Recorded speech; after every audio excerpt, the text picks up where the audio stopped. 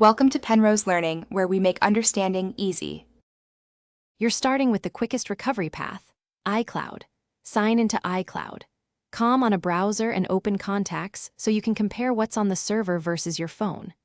On the iPhone, make sure settings right arrow your name, right arrow iCloud has contacts turned on. Once done, contacts will attempt to sync.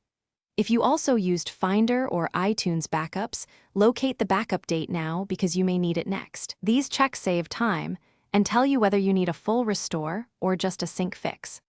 Once you see missing contacts on iCloud, use iCloud's Restore Contacts feature. Go to iCloud. Settings, pick an archive and restore. This merges restored contacts onto all devices. If contacts aren't in an archive but exist in a full backup, first back up your current phone to preserve new data, then erase and restore the device from the appropriate iCloud backup. If you use Finder or iTunes, connect the iPhone and restore the chosen backup. Make sure you pick the correct date and wait. After restoring, verify your results. Open contacts on the phone and pull down to force refresh.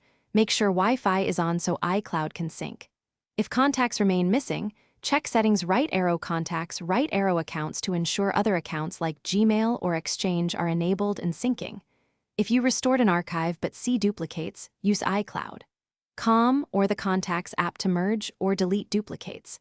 If recovery still fails, export whatever contacts you have and contact Apple support, or try a reputable data recovery tool as a last.